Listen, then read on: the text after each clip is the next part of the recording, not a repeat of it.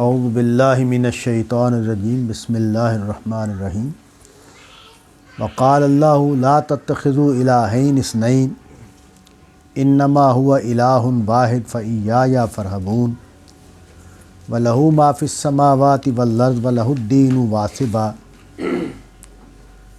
أَفَغَيْرَ اللَّهِ تَتَّقُونَ وَمَا بِكُم مِّن نِّعْمَةٍ فَمِنَ اللَّهِ ثُمَّ إِذَا مَسَّكُمُ الضُّرُّ فَإِلَيْهِ تَجْأَرُونَ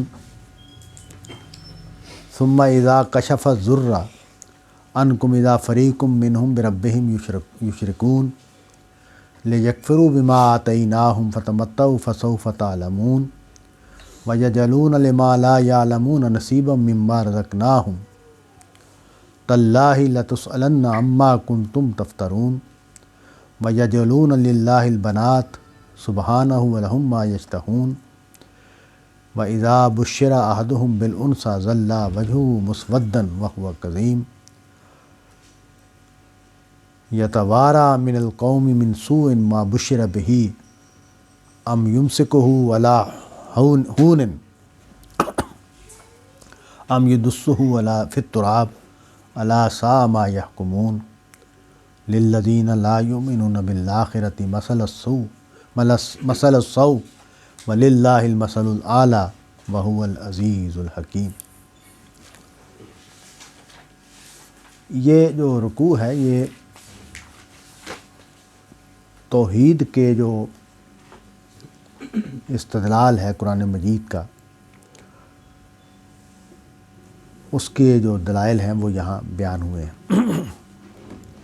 کیونکہ یہ مکی سورہ ہے اور اہل مکہ کے ساتھ قرآن مجید کی جو بڑی گفتگو ہے وہ توحید کے موضوع پر ہے، اور اہل عرب وہ گروہ ہیں جو شرک کو حقیقت سمجھ کر ماننے والے لوگ ہیں، یعنی ان کے نزدیک جو مذہب ہے اور جو خالق کائنات ہے کے ساتھ ریلیشن شپ ہے، اس کی لازمی ضرورت ہے کہ اس میں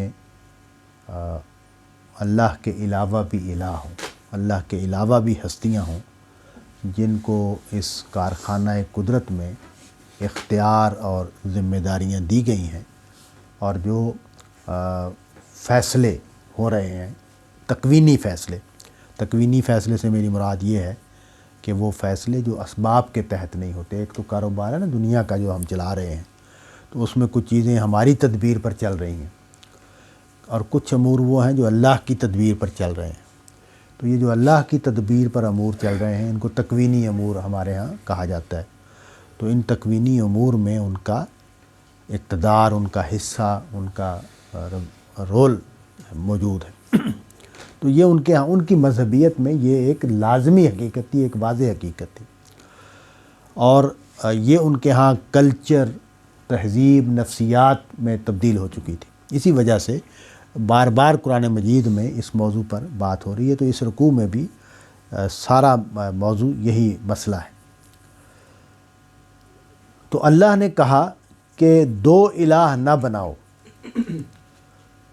وہ تو صرف ایک ہی الہ ہے اور مجھ ہی سے ڈرو۔ اب یہ جو فرمایا کہ دو الہ نہ بناؤ، اس کا مطلب یہ ہے کہ یعنی ایک الہ کے ساتھ کسی اور الہ کو شامل نہ کرو۔ عربوں کے ہاں تو الہوں کی ایک بڑی تعداد تھی اور طرح طرح کے الہ تھے، اور جتنی بھی مشرک قومیں ہوتی ہیں ان میں جب شرک ایک بار پیدا ہو جاتا ہے تو ساری موحد قومیں، یہ عرب بھی ان کا آغاز جو ہے وہ توحید سے ہوا تھا۔ اس کو قرآن نے بیان کیا کہ لَقَدْ خَلَقْنَا الْإِنسَانَ فِي أَحْسَنِ تَقْوِيمٍ، ہم نے بالکل صحیح جگہ سے ان کا آغاز کیا تھا۔ تو لیکن جب شرک پیدا ہو جاتا ہے تو پھر انسان کا جو اختراع کی صلاحیت ہے، کریشن کی صلاحیت ہے، وہ اس میں نئے نئے پہلو، نئی نئی ہستیاں، نئے نئے اینگل اس میں ڈالتے چلے جاتے ہیں، اور وہ تعداد پھر بڑھتی چلی جاتی ہے۔ تو اللہ کے ساتھ کسی اور کو الہ نہ بناؤ، اس جملے کا مطلب یہ ہے کہ اللہ کے ساتھ کسی اور کو الہ نہ بناؤ۔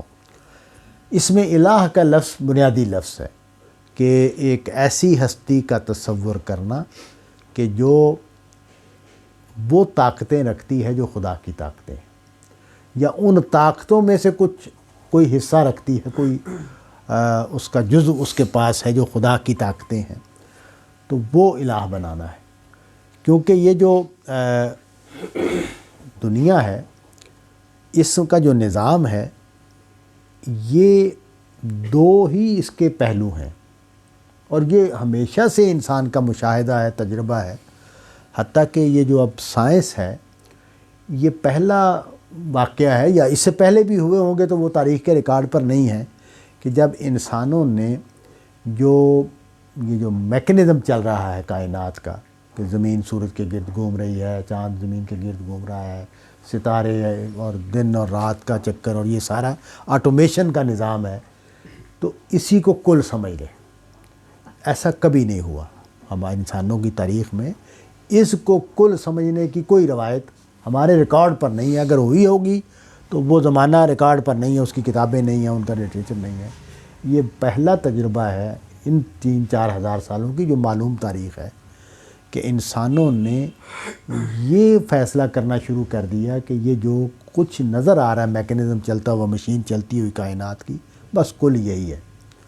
انسانوں کا ہمیشہ سے یہ مشاہدہ ہے کہ کچھ امور تو اس پر چل رہے ہیں، یہ جو میکنزم ہے، یہ نظام ہے، آٹومیشن، آٹومیٹک چل رہا ہے، کچھ چیزیں تو اسی پر چل رہی ہیں، لیکن کچھ چیزیں وہ ہیں کہ جو اس میں اچانک ہوتی ہیں، کسی کی طرف سے ہوتی ہیں، کسی کی مداخلت سے ہوتی ہیں، کسی کے اختیار سے ہوتی ہیں۔ وہ ہستی، اب جھگڑا کیا ہے، وہ ہستی ایک ہے یا ایک سے زیادہ ہے؟ تو مشرک قومیں کیا ہیں، وہ یہ سمجھتی ہیں کہ یہ ہستیاں ایک سے زیادہ ہیں۔ جیسے ہندو ہیں تو انہوں نے یہ کیا ہوا ہے کہ جو مصیبتیں آتی ہیں وہ کالی دیوی کی وجہ سے آتی ہیں، جو لوگوں کو دولت ملتی ہے، خوشحال ہو جاتے ہیں، وہ لکشمی دیوی کی مہربانی سے ہوتا ہے۔ تو یہ تصور تو کیا ہے لوگوں نے کہ بھئی ایک سے زیادہ ہستیاں ہیں جو یہ فیصلے کر رہی ہیں، جن کو میں تکوینی فیصلے کے لفظ سے بیان کر رہا ہوں۔ یہی تکوینی فیصلے کرنے والی ہستی الہ ہے، اور یہ مشرکانہ تہذیبوں میں یہ خیال پیدا ہو جاتا ہے کہ یہ ہستیاں ایک سے زیادہ ہیں۔ تو قرآن مجید یہ کہہ رہا ہے، قال اللہ، اللہ نے کہا ہے، لا تتخذوا الہین اثنین، ایک کے ساتھ دوسرا الہ نہ بناؤ، دو الہ نہ بناؤ، انما ہوا الہ واحد، وہ اکیلا ہی الہ ہے۔ قرآن مجید نے مسلسل لفظ الہ کو اختیار کیا ہے اس مضمون کو بیان کرنے کے لیے، تاکہ یہ کانسیپٹ بالکل واضح ہو جائے کہ الہ کا مراد یہ ہے کہ وہ ہستی جو تکوینی امور کو چلاتی ہے، جس نے یہ سارے فیصلے کیے ہیں، جس نے سورج کو ایک حکم دے کے چلایا ہوا ہے، جس نے چاند کو ایک حکم دے کے چلایا ہوا ہے، جس نے دن اور رات کے مقدار کے فیصلے کیے ہوئے ہیں، جس نے موسموں کے آنے اور جانے کے فیصلے کیے ہوئے ہیں، جس نے انسان کو ماں کے بطن سے پیدا کرنے کا فیصلہ کیا ہے، زمین سے نہیں اگایا، انڈے، کچھ پرندوں کو انڈے دینے کے اوپر لگا دیا، تو یہ جو فیصلے جس نے کیے ہوئے ہیں، یہ ہستی ایک ہے۔ مجھ ہی سے ڈرو۔ اب جو پرابلم پیدا ہوتا ہے وہ پرابلم یہ ہے کہ جو یہ ہستیاں تصور کی جاتی ہیں، جو کریٹ کی جاتی ہیں، ان کے واقعات، ان کی داستانیں اس طرح سنائی جاتی ہیں کہ اس سے ان سے خوف پیدا ہو جاتا ہے۔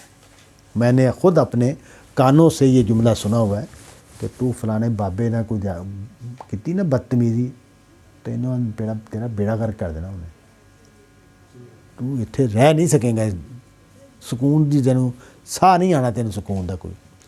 تو یہ کیا ہوا کہ خدا کے مقابلے میں ایک ہستی کا خوف میرے دل میں پیدا کر دیا۔ لوگ ڈر جاتے ہیں، لوگ گھبرا جاتے ہیں۔ عام آدمی جو ہے وہ اس اعتماد، وہ جو حضرت ابراہیم کا جملہ ہے نا، کہ جب ان کے لوگوں نے فیصلہ کیا ان کو سزا دینے کا، تو انہوں نے کہا تم نے جو فیصلہ کرنا ہے، میرا خدا چاہے گا تو تم مجھے نقصان پہنچا سکو گے، وہ نہیں چاہے گا تو نہیں پہنچا سکو گے۔ یہ جو اعتماد ہے، خدا پر توکل اور اعتماد، یہ یعنی وہ جو ہمارا پنجابی میں نا ایک سوال کرتے تھے کہ رب نیڑے کہ کسون نیڑے، تو بڑا مشکل ہو جاتا تھا کہ کیا جواب دیا جائے. کسون اس نے تانا ہوا ہے اور وہ پوچھ رہا ہے کہ رب نیڑے کہ کسون نیڑے، تو اس کا جواب تو یہ ہے کہ رب نیڑے، لیکن نظر آتا ہوا مکہ جو ہے وہ تذبذب پیدا کر دیتا ہے. تو یہ جو معبود بنائے جاتے ہیں، الہ بنائے جاتے ہیں، یہ لوگوں میں اتنا خوف پیدا کر دیتے ہیں کہ وہ ڈرتا ہے کہ میں نے اگر ان کا انکار کر دیا تو کہیں یہ واقعی میرا بیڑا غرق نہ کر دیں. تو فرمایا یا فرحبون، مجھ ہی سے ڈرو.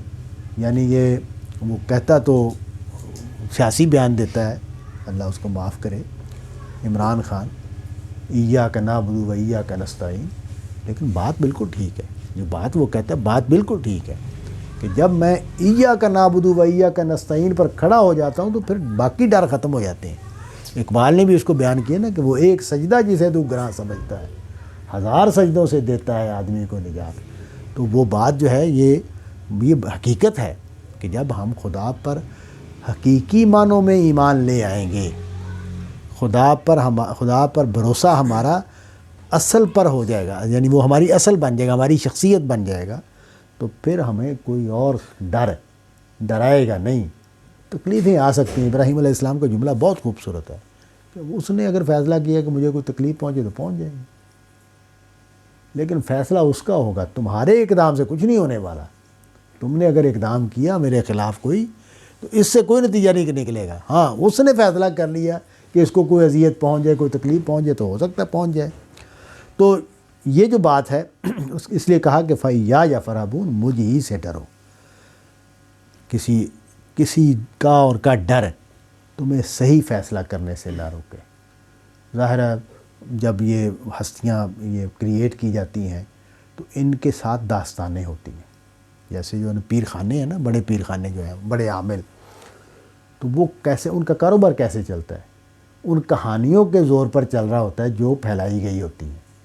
ارد گرد ماحول میں لوگ کہانیاں سناتے ہوں، میرا فلانا کام سے میں گیا، وہ بس پھونک ماری کام ہو گیا.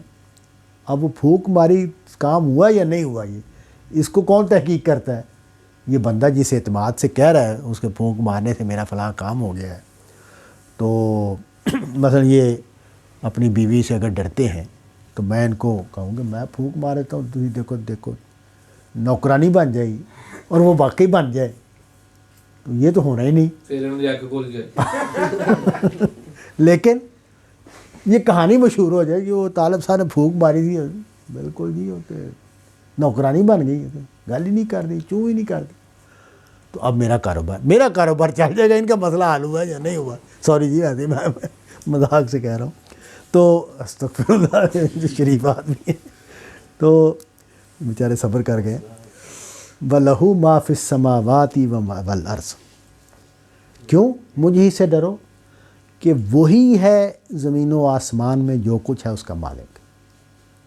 یعنی ہر چیز اس کے اختیار میں ہے، اس کی قدرت میں ہے، کوئی چیز کسی اور کی قدرت میں نہیں ہے. جو کچھ ہے ما فی السماوات والارض، وہ اس کی گرفت میں ہے، اس کی قدرت میں ہے. انسان کو جس چیز سے دھوکہ ہوتا ہے وہ یہ کہ جو مجھے اختیار دیا گیا ہے میں اس کو استعمال کر، اختیار اس نے دیا ہے، میں اس کو استعمال کرتا ہوں تو کچھ نتائج نکلتے ہیں.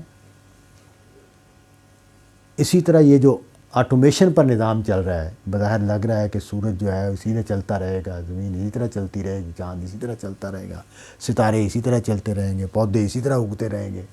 تو یہ جو نظام ہے سارے کا سارا، تو اس سے انسان ایک فریب میں مبتلا ہو جاتا ہے کہ اسی کو دور کرنا ضروری ہے. یہ جو جملہ ہے نا وَلَهُ مَا فِي السَّمَاوَاتِ وَالْأَرْضِ، کہ اسی کا ہے جو کچھ زمینوں اور آسمان میں ہے. تو یہ جو ہے یہ اصل حقیقت یہ ہے. یہ جو سارا کچھ ہے یہ تو صرف اس لیے ہے کہ وہ پردے میں ہے، اور اگر وہ پردہ ہٹا دے تو پھر آزادی ختم ہو جائے گی. اس نے اس آزادی کو قائم رکھنا ہے.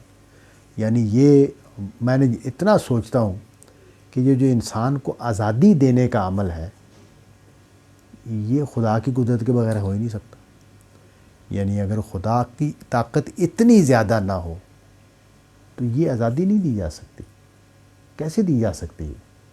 یعنی ہر چیز اس نے کریٹ کی ہے، حتیٰ کہ جو میری شخصیت ہے یہ بھی اس نے کریٹ کی ہے، جو میری صلاحیتیں یہ بھی اس نے کریٹ کی ہیں، جو میرا ذہن ہے وہ ہر چیز، جو حالات ہیں میرے وہ بھی اس نے کریٹ کیے ہیں. یعنی مجھے جو اولاد دی ہے تو یہ اولاد دینے کا جو عمل ہے وہ اس میں میرا جو حصہ ہے وہ کتنا ہے وہ پرسنٹیج میں آتا ہی نہیں ہے. یعنی اگر میں یہ کہوں نا کہ 1% میرا حصہ ہے تو یہ بھی جھوٹ ہے، کچھ بھی نہیں ہے میرا حصہ. وہ سارے فیصلے اس کے ہیں، ان کی شکل کیسی ہوگی، ان کا مزاج کیسا ہوگا، ان کی طبیعت کیسی ہوگی، وہ لڑکا ہوں گے وہ لڑکی ہوں گے، کچھ بھی میرے اختیار میں نہیں، کچھ بھی میرے ہاتھ میں نہیں ہے. تو یہ جو بات ہے اس کو واضح کرنا، اس کو اچھی طرح سمجھنا ضروری ہے کہ وَلَهُ مَا فِي السَّمَاوَاتِ وَالْأَرْضِ، زمین و آسمان میں جو کچھ ہے وہ اس کا ہے. وَلَهُ الدِّينُ وَاصِبًا، اس لیے اطاعت بھی اسی کی ہونی چاہیے، فرما برداری بھی اسی کی ہونی چاہیے، کہنا بھی اسی کا ماننا چاہیے، ڈر بھی اسی کا ہونا چاہیے. افغیر اللہ تتقون، تم اللہ کو چھوڑ کر دوسروں سے ڈرتے ہو. یعنی جو ہستی اتنی بڑی ہے، جس کا اختیار اتنا بڑا ہے، جس کی قدرت اتنی بڑی ہے، جس کے گرفت میں ہر چیز ہے، جو مثلا دیکھیں نا یہ جملہ جو ہے قرآن مجید کا کہ کوئی پتا بھی گرتا ہے تو وہ اس کو جانتا ہے، جس کا علم اتنا محیط ہے. میں اپنے کمرے میں بیٹھا ہوا بالکل اکیلا تنہائی میں، دروازہ بھی بند ہے، کوئی منصوبہ بنا رہا ہوں کسی کو نقصان پہنچانے کا، کسی کو فائدہ پہنچانے کا، اپنا کوئی پروگرام بنا رہا ہوں اور میں نے کسی کو نہیں بتانا، وہ جانتا ہے. اس کو معلوم ہے کہ میری تنہائی کیسے گزری ہے اور میں نے کیا فیصلے کیے اور اس کا مجھے نقصان کیا ہونا ہے، مجھے فائدہ کیا ہونا ہے. وہ میرے کل کو بھی جانتا ہے، جو نتائج نکلنے اس کو بھی مجھے نہیں پتا. میں نے بیٹے کو انجینئر بنا دیا، مجھے کچھ پتہ نہیں ہے کہ یہ انجینئر بننا مفید ہے کہ مضر ہے. اس کے جو میں نتائج دیکھ رہا ہوں، خواب دیکھ رہا ہوں کہ یہ انجینئر بن جائے گا تو اتنے پیسے کمایا کرے گا اور یہ ہمارے گھر میں خوشحالی آ جائے گی، یہ تو ایسے ہی خواب ہے. خواب ہے جو کچھ کو دیکھا، افسانہ ہے جو کچھ سنا.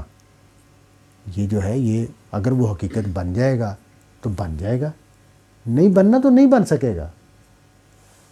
اور ہم دیکھتے ہیں کہ یہ کہانیاں موجود ہیں ہمارے ارد گرد میں. تو یہ جو ہے وَلَهُ مَا فِي السَّمَاوَاتِ وَالْأَرْضِ، اس کو جتنا ہم اپنے اندر اتاریں اتنا ہی ہم حقیقت کے قریب ہیں. جتنا اس سے غافل ہوں اتنا ہی ہم حقیقت سے دور ہیں. اسی لیے کہا کہ افغیر اللہ تتقون، تم اللہ کو چھوڑ کر دوسروں اوروں سے ڈرتے ہو. اگر ڈرنا ہے کسی سے تو اس سے ڈرو جس کے پاس حقیقی اختیار ہے. جو وہ اگر وہ جیسے کہانی سنائی جاتی ہے ایسے ہی ہوا ہو، اگر کہ حضرت ابراہیم نے بیٹے کے گلے پر چھری پھیری اور چھری نہیں چلی، تو یہ کون کر سکتا ہے؟ یہ تو اب ہمیں کوئی تحقیق کرنے کا ہمارے پاس کوئی ذریعہ نہیں ہے کہ وہ واقعہ کیسے ہوا. کیا ایسے ہوا کہ چھری پھیرنے کے بعد مینڈا آیا، یا پہلے ہی رستے میں کہہ دیا کہ نہیں یہ تم غلط جا رہے ہو، یہ اس کی ضرورت نہیں ہے، چلو یہ قربانی مینڈے کی قربانی کرو. کچھ بھی ہو سکتا ہے. لیکن بہرحال جو روایت ہمارے یہاں سنائی جاتی ہے تو یہ روایت پر کوئی عقلی اعتراض نہیں ہے. اس کی قدرت ہے، وہ چاہے کرے، اس نے کر دکھایا ہے. وہ موسیٰ علیہ السلام نے لاٹھی ماری، سمندر 2 حصوں میں تقسیم ہو کے دیوار کی طرح کھڑا ہو گیا، بیچ میں رستہ بن گیا اور وہ گزر گئے. ہو ہی نہیں سکتا. یہ کیسے ہو سکتا ہے کہ پانی اس طرح کھڑا ہو جائے، بیچ میں شاہراہ بن جائے؟ اور وہ لاکھوں لوگ تھے، 6 لاکھ لوگ تھے جو گزرے ہیں وہاں سے. ان کے لیے کتنا بڑا راستہ بنایا گیا ہوگا. اور وہ گزر گئے اور فرعون آیا اور وہ پانی مل گیا آپس میں.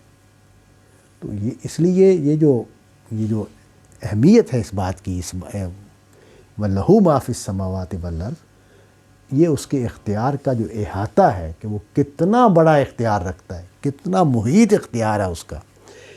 میری تدبیریں، میری سوچ، ہر چیز اس کی گرفت میں ہے، اس کے علم میں ہے. وہ یعنی میں اس کا ذاتی تجربہ رکھتا ہوں کہ بعض اوقات میں کوئی کام نہیں کرنا چاہتا، میں نے فیصلہ کیا ہے کہ میں نے وہ کام نہیں کرنا، اس نے کروا دیا. اور بعض اوقات میں فیصلہ کر لیتا ہوں کہ میں نے یہ کام کرنا اور وہ نہیں ہونے دیتا. اس کا تو میرا ذاتی تجربات ہیں اس کے، کہ وہ ایسے حالات پیدا ہوتے ہیں، ایسے واقعات پیدا ہوتے ہیں کہ وہ نہیں ہوتا، اور ایسے حالات پیدا ہوتے ہیں کہ میری مرضی کے خلاف ہو جاتا ہے. تو یہ جو ہے یہ کیا ہے، اس کی مداخلتیں ہیں. وہ اختیار رکھتا ہے، وہ میرا دل پھیر دیتا ہے. یعنی ایک کام میں کرنا بھی چاہوں نہ کروں، ارادے ہی میں نہ بدلے، تو یہ ٹھیک ہے کہ میری کوتاہی بھی ہو سکتی ہے، میری کم ہمتی بھی ہو سکتی ہے، لیکن بعض چیزیں جب نتائج سامنے آتے ہیں کہ اچھا وہ میں کر لیا ہوتا تو آج مجھے بھگتنا پڑتا، وہ نہیں کیا، اچھا ہو گیا. میں اس کے برے نتائج سے بعد میں پتہ چلا کہ اس کے یہ نتائج نکلنے تھے اگر وہ کام اس وقت ہو جاتا. تو یہ جو ہے یہ اس کی لہو ما فی السماوات والارض. وما بکم من نعمت فمن اللہ. جو بھی تمہیں نعمت آتی ہے، حاصل ہوتی ہے، وہ اللہ تعالیٰ کی طرف سے آتی ہے. ثم اذا مسکم الضر فالیہ تجارون. اچھا یہ جو ہے نا، یہ تضاد کا بیان ہے کہ جب نعمتیں حاصل ہوتی ہیں تو عام طور پر ہمارے ذہن میں شابش اپنے لیے پیدا ہوتی ہے. میں نے بڑی محنت کی، میں نے بڑی کوشش کی، میں نے یہ کیا، میں نے دن رات ایک کر دیا. اور جب کوئی مشکل پیش آتی ہے، مصیبت پیش آتی ہے، تو پھر اللہ تعالیٰ کی طرف رجوع شروع ہو جاتا ہے. یا اللہ مینوں کڈ دیندے چو، میں کس مصیبت پی گیا، تو ہی کڈ سکنا. تو یہ جو ہے یہ وَإِذَا مَسَّكُمُ الضُّرُّ فَإِلَيْهِ تَجَأْرُونَ. جب کوئی مصیبت پڑتی ہے تو پھر اسی کی طرف پلٹتے ہو، اس کی طرف پناہ لیتے ہو، اسی کی طرف رجوع کرتے ہو، اسی سے معافی تلافی کرتے ہو. لیکن جو نعمتیں آتی ہیں وہ بھی اسی کی طرف سے آتی ہیں. یعنی مجھے وہ جو ہے نا حالت شکر یہ نہ ہونا، یہ میں دیکھتا ہوں کہ عام طور پر انسانوں میں لوگوں کے لیے بھی شکر نہیں ہے اور اللہ کے لیے بھی شکر نہیں ہے. یعنی اچیومنٹس میری ہیں، اور اگر کوئی نقصان پہنچا ہے، کوئی تکلیف پہنچی ہے، تو یا اللہ کا نام لگا دیں گے یا لوگوں کا نام لگا دیں گے. میرا باپ نے میرے ساتھ صحیح نہیں کیا، میری بیوی نے میرے ساتھ صحیح نہیں کیا، میرے بچوں نے میرے ساتھ صحیح نہیں کیا، میرے بھائی نے میرے ساتھ ٹھیک نہیں کیا. یا یہ ہو کہانی سناؤں گا میں، یا میرے نصیب ہی اچھے نہیں، میری تقدیر میں ہی نہیں تھا، یہ کہانی میں تو یہ یعنی جو نعمت ہے اس میں یہ ساری کہانی نہیں چلتی کہ میرے بھائی نے میرا فائدہ کر دیا تھا، وہ اگر میرا ساتھ نہ پکڑتا تو میں یہاں نہ پہنچ سکتا، اللہ نے کرم کیا، میرے لیے اسباب پیدا کر دیے. یہاں یہ جملے نہیں آتے. تو یہ جو شکر کا نہ ہونا ہے، اور حضور نے کمال کا جملہ بولا ہے شکر کے اوپر کہ من لا یشکر الناس لا یشکر اللہ. جو لوگوں کا شکر گزار نہیں وہ اللہ کا شکر گزار بھی نہیں ہے. اس لیے کہ جب ہم اعتراف نعمت کی طرف نہیں جاتے تو پھر شکر کہاں سے پیدا ہوگا. ہم نعمت کو اپنا استحقاق سمجھتے ہیں. بلکہ میں نے تو ایک اور بڑی حیران کن چیز دیکھی کہ ایک بندہ تھا نماز پڑھنے والا، تو اس کو کوئی مسئلہ پیش آ گیا، تو اس نے یہ اس طرح کا جملہ بولا کہ یار میں نمازاں بھی پڑھنا، روزے بھی رکھنا، تو پھر مینوں سیاپے پائے سو. مطلب اللہ تعالیٰ پر کوئی احسان چڑھا رہا ہے کہ میں نمازیں پڑھ رہا ہوں، روزے رکھ رہا ہوں، اب اس کو میرے ساتھ ٹھیک چلنا چاہیے. میں جو نے ٹھیک چلنا ہے تو انہوں نے میرا ٹھیک چلنا چاہیے. یہ جو ہے نا اس کے جملے کا مطلب، تو یہ جو ہے نا یہ وما بکم من نعمت فمن اللہ. یہ جو نعمتیں تمہیں حاصل ہوئی ہیں یہ بھی اللہ تعالیٰ کی طرف سے حاصل ہوئی ہیں. یہ جو مصیبت آتی ہے تو تم اللہ تعالیٰ کی طرف پلٹتے ہو اور اس سے آہوزاری کرتے ہو یہ نعمتوں پر بھی اسی کے شکر گزار بنو. ثم اذا کشف الضر عنکم اذا فریق منکم بربہم یشرکون. لیکن ایک اور مشرکانہ تہذیبوں میں کیا ہوتا ہے، وہ ہے تو لطیفہ، شاید واقعہ بھی ہو، کہ وہ جو بندہ حج پر گیا ہوا تھا، اس کو وہاں بیمار ہو گیا، تو اس نے گھر میں فون کیا کہ داتا صاحب پر یہ دیگ جو ہے نا چڑھاؤ جا کے، میں بیمار ہوں، ٹھیک ہو جاؤں. تو یہ جو ہے نا ثم اذا کشف الضر عنکم اذا فریق منہم بربہم یشرکون، جب تکلیف ہٹ جاتی ہے، دور ہو جاتی ہے، اللہ تعالیٰ اس تکلیف کو ختم کر دیتے ہیں.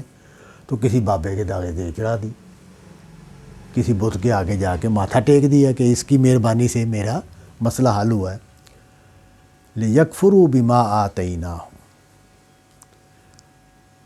کہ جو شکر گزاری خدا کی پیدا ہونی چاہیے تھی وہ نہ پیدا ہو، خدا کی ناشکری پیدا ہو جائے. وہ اربوں کا تو قرآن نے بیان کیا ہے سورہ آل عمران میں کہ خیرات نکالی، یہ ہم نے اللہ کے نام پر دینا ہے، یہ ہم نے لات کے نام پر دینا ہے. اتفاق سے نقصان ہو گیا. لات کے جو پیسے نکالے تھے، لات کے لیے اناج نکالا تھا، وہ چوہے کھا گئے یا کوئی مسئلہ ہو گیا، وہ کم ہو گیا، اللہ والے سے نکال کے اس میں ڈال دیا. اللہ دی خیر ہے، یہ اس کے پورے ہونے چاہیے، یہ زیادہ طاقتور ہے. یہ ناراض ہو گیا تو یہ قابو میں نہیں آنا. وہ جو جملہ ہے نا پنجابی کا ہے ویسے، کہ اللہ دے پکڑے چھڑاوے محمد، محمد دے پکڑے چھڑا کوئی نہیں سکتا. تو شرک جو ہے وہ اس میں یہ معنی پیدا ہو جاتے ہیں کہ بت جو ہیں وہ خدا سے زیادہ حیثیت، خدا سے بڑا مقام ان کو دے دیا جاتا ہے. تو اس کو کہا کہ لِيَكْفُرُوا بِمَا آتَيْنَاهُمْ، کہ تم اللہ کی ناشکری پر آ جاتے ہو اس کی عنایتوں کے باوجود. فَتَمَتَّعُوا فَسَوْفَ تَعْلَمُونَ، کہا کہ ٹھیک ہے پھر یہ زندگی گزار لو، جلد ہی تمہیں معلوم ہو جائے گا کہ تمہارے ان فیصلوں کا، ان رویوں کا نتیجہ کیا نکلنے والا ہے.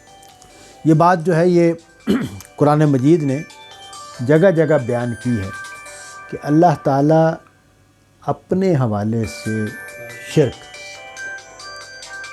کو بالکل قبول نہیں کریں گے. اس کو بیان کر دیا کہ شرک معاف نہیں ہونا، اور الا یہ کہ دنیا میں معافی مانگ کے بندہ توحید پر آ جائے، اپنی اصلاح کر لے تو اس کو، تو یہ جو ہے فرمایا کہ فتمتعوا، پھر کھا پی لو، فسوف تعلمون، تمہیں جلد ہی معلوم ہو جائے گا.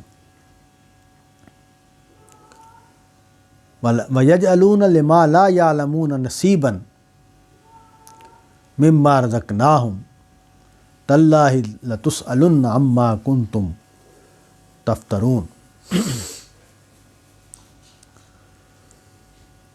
اور ان ہستیوں کے لیے تم ایک حصہ ٹھہرا دیتے ہو، وہی جو میں ابھی مثال دے رہا تھا کہ اللہ نے رزق دیا، اللہ نے عنایتیں کی، اور اس میں سے مختلف لوگوں کے حصے طے کر دیے، عبادت کے، چڑھاوے چڑھانے کے لیے، ان بتوں کو خوش کرنے کے لیے. فرمایا کہ تاللہ، اللہ کی قسم، لَتُسْأَلُنَّ عَمَّا كُنتُمْ تَفْتَرُونَ، یہ جو تم جھوٹ باندھتے رہے ہو اس پر تم سے لازماً سوال کیا جائے گا. کیونکہ یہ جو سارا عمل ہو رہا ہے نا، یہ ہمارے ہاں بھی بہت ہوتا ہے. مزاروں پر چلے جائیں تو وہاں چڑھاوے چڑھائے جا رہے ہیں، اور کبھی آپ یوٹیوب پر آپ کلپ پڑے ہوئے ہیں کہ داتا صاحب کے جب وہ کھولے جاتے ہیں تو کتنے نوٹ اس میں سے نکلتے ہیں. یعنی وہ ایک کمرہ ہے، بڑا سارا ہال ہے، وہ بھرا ہوتا ہے اس کا فرش پیسوں سے، نوٹوں سے، اور وہ گن رہے ہوتے ہیں بیٹھ کے لوگ. یعنی لاکھوں روپے، کروڑوں روپے لوگ ڈال کے جاتے ہیں. کیوں ڈال کے جاتے ہیں وہاں؟ اس لیے کہ یہ جو نیاز ہے اس کا بابا جی خوش ہوں گے جو صاحب قبر ہیں، اور میرے کچھ مسئلے حل ہوں گے، میرے فلاں مسئلہ حل ہو جائے گا، فلاں مسئلہ حل ہو جائے گا، فلاں مسئلہ حل ہو جائے گا. اور یہ بات جو ہے یہ ویسے ان سے بات کریں نا، نہیں ہم تو اللہ کو مانتے ہیں، اللہ ہی کرنے والا ہے. لیکن میں تو چونکہ میری فیملی اسی طرح کی تھی، میرے والد صاحب، میری والدہ، تو مجھے معلوم ہے کہ جو منتیں مانی جاتی تھیں بابا فرید پاک پتن میں ہم رہتے تھے بابا فرید کے مزار پر، تو مجھے والد صاحب نے چونی دی. چونی آپ لوگ تو واقف ہی نہیں ہوگے، نوجوان دونوں. اس روپے کے 4 حصے ہوتے تھے اور وہ چونی کہتے تھے، وہ جو چوتھا حصہ ہوتا تھا. تو اس وقت دودھ آتا تھا 98 کا، یعنی 1 کلو دودھ آتا تھا، 1 سیر دودھ آتا تھا. انہوں نے چونی دی. وہ مہمان آ گئے، چائے بنانی تھی.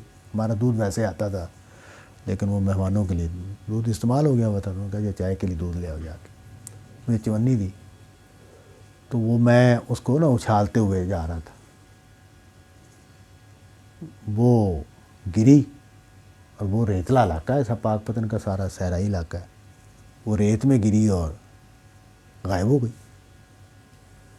اب والد صاحب بڑے ڈاڈے میرے ابا جی، تو میں جو ہے نا وہ گھبرا گیا بہت زیادہ کہ گھر گیا تو مار پڑے گی. ایک دودھ نہیں آیا، مہمان انتظار کر رہے ہیں، دوسرا جو چونی دی تھی وہ بھی گم ہو گئی. تو آپ اندازہ کر لیں کہ چونی کی کتنی قیمت تھی. آدھا کلو دودھ آنا تھا اس کا، یہ چیز مناسب قیمت کی چیز تھی وہ. تو مجھے اچانک یاد آیا والدہ کا جملہ، لے 11ویں والدہ نہ ڈوبی ہوئی تر جائے گی. میں 11ویں والدہ نہ لیا، ہاتھ ماریا تو چونی میرے ہاتھ آ گئی. یہ تو دودھ جذب ہوا تھا؟ نہیں، چونی گر گئی تھی، وہ اچھالتے ہوئے جو آ رہا تھا. اچھا، چونی اچھالتے. ہاں، تو مطلب یہ کہ یہ اب دیکھیں، یہ میرا ایک بچہ ہے نا، میں ہوں گا 10-12 سال کا ہوں گا، ہائی اسکول میں نیا نیا گیا تھا، اس زمانے کا واقعہ. تو اب میرے ذہن میں یہ شعور ہے، میرے والدہ نے مجھے دیا تھا نا کہ 11ویں والا اس طرح کام آتا ہے. لے 11ویں والدہ نہ ڈوبی ہوئی تر جاؤ گی. تو میری تر گئی، میری چونی جو ہے وہ نکل آئی.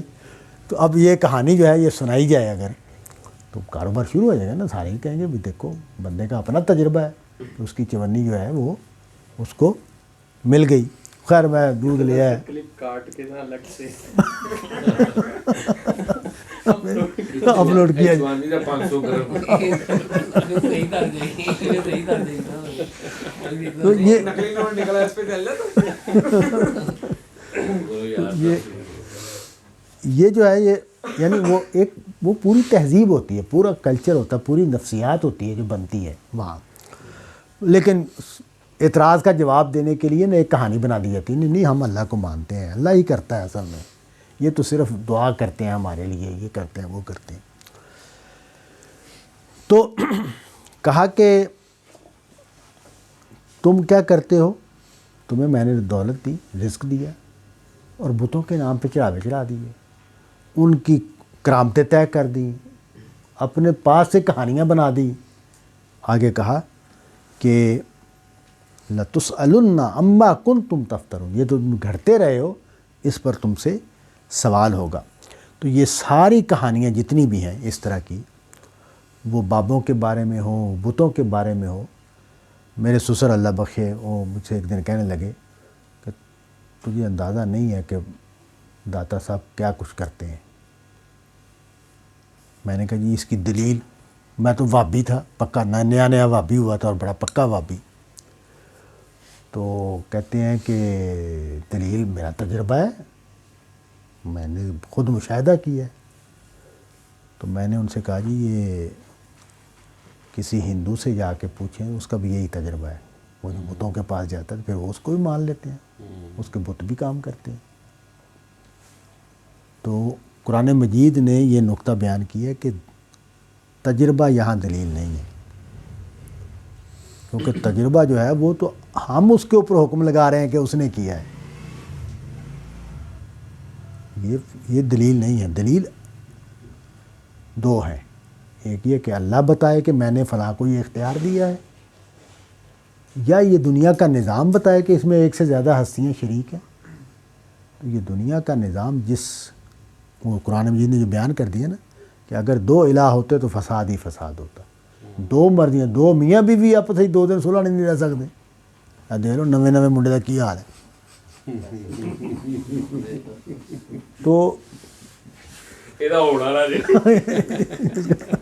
ਕਰਾ ਨੂੰ ਫਿਰਦਾ ਇਹ ਤਿਆਰ. چلو اللہ بخشے ٹھیک ہے. تو یہ جو ہے نا یہ نہیں ہو سکتا. یعنی دو مرضیاں ہوں اور حالات ٹھیک ہوں، سمودھ ہوں، یہ نہیں ممکن. اس کا کوئی انتظام لفسدتا، فساد ہی فساد ہوتا. تو اس لیے یہ نہ کائنات یہ بتا رہی ہے کہ ایک سے زیادہ الہ ہیں، نہ خدا کے کلام میں کہیں کسی پیغمبر نے یہ بات کہی ہے کہ کسی کو کوئی اختیار دیا گیا ہے یا شریک کیا گیا ہے. وَيَجْعَلُونَ لِلَّهِ الْبَنَاتِ، پھر تمہاری مصیبت یہ ہے کہ تم نے اللہ کی بیٹیاں بنا رکھی ہیں. یجعلون للہ البنات، یجعلون کا فعل جو ہے نا بڑا صحیح استعمال ہوا ہے کہ اللہ کے لیے بیٹیاں گھڑ رکھی ہیں. حقیقت تو ہے ہی نہیں. اللہ کو بیٹیوں کی کیا ضرورت ہے؟ بیٹیاں جو ہیں وہ تو مخلوق کا عمل ہے. بیٹیاں اور بیٹے ہونا یہ تو مخلوق کے پروسیس ہیں. جو ہستی از خود ہے، ہمیشہ سے ہے اور ہمیشہ رہنے والی ہے، جس کو کسی تسلسل کی ضرورت نہیں ہے، جس کو کسی مددگار کی ضرورت نہیں ہے، اس کو وہ بیٹیاں بنائے. کیوں؟ پھر ان کی جو نفسیات ہے عربوں کی اس کو اپیل کی.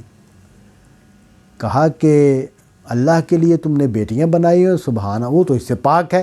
وَلَهُ مَا يَشْتَهُونَ، اور ان کے لیے وہ ہے جو یہ چاہتے ہیں. یہ خود کیا چاہتے ہیں؟ بیٹے ہوں. اور خود بیٹی آگے بیان کیا وَإِذَا بُشِّرَ أَحَدٌ بِالْأُنثىٰ ظَلَّ وَجْهُهُ مُسْوَدًّا، جب ان میں سے کسی کو خبر دی جاتی ہے بیٹی کی تو اس کا چہرہ کالا ہو جاتا ہے، سیاہ پڑ جاتا ہے. وَهُوَ كَظِيمٌ، اور دل گھٹ جاتا ہے. اس سے اس کی بات نہیں نکل رہی ہوتی، چہرے کی بشاشت ختم ہو جاتی ہے، اعتماد ہی ختم ہو جاتا ہے. ایسا حادثہ ہی گویا کہ ہو گیا ہے، بیٹی ہوئی ہے. خود یہ حالت ہے، اور اللہ کے لیے بیٹیوں کی ایک بڑی تعداد گھڑ رکھی ہے. یتوارا من القوم من سوء ما بشر بہ، اب بیٹی ہونے کے بعد اپنے ماحول میں، اپنے دوستوں میں، اپنی برادری میں منہ چھپاتا پھرتا ہے کہ مجھے فیس کرنا پڑے گا کہ اچھا تیرے گھر بیٹی ہوئی ہے. یہ اس طرح کے معاشروں میں، اب ہمارے ہاں تو صورتحال بڑی بہتر ہے، لیکن ابھی بھی بیٹی ہو تو لوگوں کے حالات خراب ہوتے ہیں. اَيُمْسِكُهُ عَلَىٰ هُونٍ أَمْ يَدُسُّهُ فِي التُّرَابِ، اور کیفیت یہ ہے کہ اگر وہ بیٹی کو زندہ رکھے تو رسوائی قبول کرے، یا پھر اس کو مٹی میں دبا دے. أَلَا سَاءَ مَا يَحْكُمُونَ، کتنا برا فیصلہ یہ کرتے ہیں. یعنی یہ جو قرآن مجید کا اصول ہے یا جس کی طرف یہاں بات کی گئی ہے وہ یہ کہ نفس انسانی، اب دیکھیں یہ عربوں کی بیماری ہے کہ ان کے ہاں لڑکی کا ہونا، اور یہ تمام قبائلی معاشروں میں یہ ہمیں ملتا ہے، کیونکہ قبائلی معاشرے جو ہیں وہ جنگجو مردوں پر اپنا سروائیول کر رہے ہوتے ہیں. تو ان کے ہاں لڑکی یا عورت جو ہے وہ ذمہ داری ہے اور اس کی حفاظت کرنی پڑنی ہے، اور اس کے ساتھ غیرت کے مسائل ہیں وغیرہ وغیرہ. تو وہ ایک مسئلہ ہے عورت کا، ضرورت ہے، اس کے بغیر ظاہر ہے فیملی نہیں چلتی، گھر نہیں چلتے، ضرورت ہے. لیکن یہ کہ وہ ایک کم تر شہری ہے ان معاشروں میں. اور مرد بیٹا ہونا گویا ساتھی ہو گیا ہے، وہ میری طاقت میں اضافہ ہو گیا ہے، اور اس کے وہ فخر سے اس کو بیان کرتے. تو اس صورتحال میں اس سے ایک نفسیات پیدا ہوئی. اس نفسیات کا تقاضا یہ ہے کہ میں خدا کے بارے میں بھی اسی نفسیات سے سوچوں. یہ غلط ہے، لیکن میں دوسرے کے بارے میں کہ الٹ کیسے سوچ سکتا ہوں؟ یعنی میں نے اپنے بارے میں تو مجھے گوارا نہیں ہے کہ میری بیٹی ہو، لیکن اللہ کے بارے میں بیٹیوں پر گڑتا ہی چلا جاؤں. بیٹیاں ایک نہیں کئی بیٹیاں میں نے گھڑ کے اللہ سے منسوب کر لی، یہ بھی اللہ کی بیٹی ہے، لات بھی، عزا بھی، فلاں بھی، فلاں بھی. تو کہا کہ یہ کتنا برا فیصلہ ہے. یہ یعنی نفس انسانی کے بارے میں قرآن مجید کو پڑھنے سے معلوم ہوتا ہے کہ یہ ایک احتساب کا نظام ہے اللہ تعالیٰ کا، کہ میں نے جس چیز کو حق سمجھا ہے مجھے اس پر خود پورا اترنا چاہیے، میرے فیصلے بھی اسی کے مطابق ہونے چاہیے۔ یہ ضروری نہیں کہ وہ میرا فیصلہ ٹھیک ہو، لیکن جب تک میں اس کو حق سمجھ رہا ہوں، تو جب میں بیٹی کو کمتر سمجھتا ہوں اپنے لیے، جب بیٹی مجھے اپنے لیے قبول نہیں ہے، تو میں کسی دوسرے کے لیے کیسے، یعنی میں خود تو دعائیں کروں کہ یا اللہ مجھے بیٹا دے، اور دوسروں کے لیے دعائیں کروں کہ اس کو بیٹی ہو، تو یہ میں کیا کر رہا ہوں؟ یہ میں اپنے اخلاقی معیار پر ہی نہیں ہوں، میں گھٹیا انسان ہوں۔ جو اعلیٰ انسان ہوتے ہیں وہ کیا ہوتے ہیں کہ وہ جو اپنے لیے پسند کرتے ہیں وہی دوسروں کے لیے پسند کرتے ہیں، اور جو گھٹیا انسان ہوتے ہیں وہ اپنے لیے اچھا اور دوسروں کے لیے کمتر۔ اور اگر خدا کے ساتھ یہی ریلیشن شپ میں بنا لوں کہ خدا کے لیے بھی اس کو سوچوں جو میں جو اپنے پسند نہیں کرتا، تو اللہ تعالیٰ نے معیار ہی اس کو بنا دیا کہ جب تم نے یہ فیصلہ کرنا ہو کہ کیا ٹھیک ہے اور کیا ٹھیک نہیں ہے، تو یہ فیصلہ یہاں سوچنا شروع کرو کہ اگر میرے ساتھ ہو تو کیا ہونا چاہیے، یعنی کسی نے غلطی کی ہے تو مجھے اس کے ساتھ کیا سلوک کرنا چاہیے۔ تو یہاں سے نہ سوچو کہ اس کی سزا کیا بنتی ہے، یہاں سے سوچو کہ اگر میں نے یہ غلطی کی ہوتی تو مجھے کیا سزا ملنی چاہیے تھی، پھر فیصلہ ہو جائے گا، پھر وہ فیصلہ ہوگا جو صحیح انصاف ہے کہ اس غلطی کی یہ سزا بنتی ہے۔ تو اسی طرح یہ بات کہ انسان کی نفسیات ہے کہ وہ لڑکی کے ہونے کو قبول ہی نہیں کرتا، منہ چھپاتا پھرتا ہے، اور وہ خدا سے بیٹیاں منسوب کر رہا ہے۔ للذین لا یؤمنون بالآخرۃ مثل السوء، یہ جو آخرت پر یقین نہیں رکھتے، یہ جو مسئلہ ہے اب بھی یہی حقیقت ہے انسان کی، اور ہمیشہ سے یہی ہے کہ جب آخرت کی جواب دہی میرے شعور کا حصہ بنے گی تو میرے فیصلے اور ہو جائیں گے، لیکن جب آخرت کے بارے میں کسی وجہ سے بے خوف ہوں، وہ شفاعت کا عقیدہ مجھے بے خوف بنا دے، آخرت کا انکار مجھے بے خوف بنا دے، وہ میرے پاس کوئی اعتماد ہے جھوٹا کہ نہیں آخرت میری ٹھیک ہے، کوئی مسئلہ نہیں ہے، کسی بھی چیز نے مجھے بے خوف بنا دیا ہے، اب میں صحیح جگہ سے بیہیو نہیں کروں گا۔ تو یہ کہا کہ یہ جو آخرت پر یقین نہیں رکھتے ان کی صورتحال بہت بری ہے۔